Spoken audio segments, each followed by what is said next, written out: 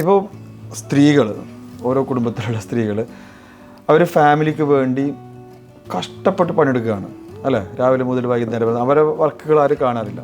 അപ്പോൾ അവരുടെ ഹെൽത്തിനെ കുറിച്ച് ശ്രദ്ധിക്കേണ്ട കുറച്ച് കാര്യങ്ങൾ എന്തൊക്കെയാണ്? ശരിക്ക് ലേഡീസാണ് ഏറ്റവും കൂടുതൽ ഹെൽത്തിനെ കുറിച്ച് ശ്രദ്ധിക്കേണ്ടതെന്നാണ് ഞാൻ പറയാറുള്ളത്.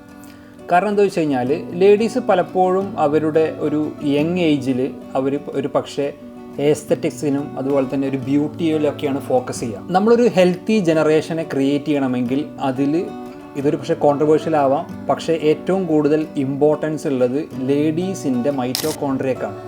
മൈറ്റോകോൺഡ്രിയ എന്ന് പറഞ്ഞു കഴിഞ്ഞാൽ നമ്മുടെ സെൽസിലെ എനർജി സെൻറ്റേഴ്സാണ്.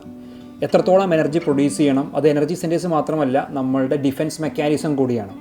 അപ്പോൾ ഒരു കുട്ടി ഉണ്ടാകുമ്പോൾ ആ കുട്ടിക്ക് കിട്ടുന്ന മൈറ്റോകോൺഡ്രിയ ആക്ച്വലി ആ ഉമ്മയുടെ അല്ലെങ്കിൽ അമ്മയുടെ മൈറ്റോകോൺഡ്രിയ ആയിരിക്കും.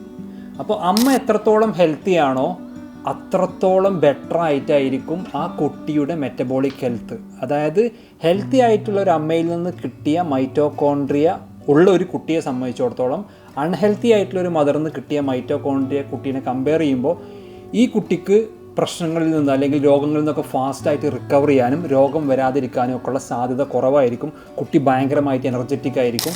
ഇങ്ങനെയുള്ള പല ബെനിഫിറ്റുകളുണ്ട്. ഇതൊരു പക്ഷേ എത്ര ഹെൽത്തി ആയിട്ടുള്ള ആണാണെങ്കിലും അവരുടെ ജനറ്റിക് ഒരു പക്ഷേ ട്രാൻസ്ഫർ ചെയ്യാൻ പറ്റും. പക്ഷേ മൈറ്റോകോൺഡ്രിയ കുട്ടിക്ക് കിട്ടുന്നത് ഉമ്മയിൽ നിന്നാണ്, അമ്മയിൽ നിന്നാണ്. അപ്പോൾ സ്ത്രീകളുടെ മൈറ്റോകോൺഡ്രിയൽ ഹെൽത്ത് വളരെ വളരെ ഇമ്പോർട്ടൻ്റ് ആണെന്നാണ് ഞാൻ വിശ്വസിക്കുന്നത്.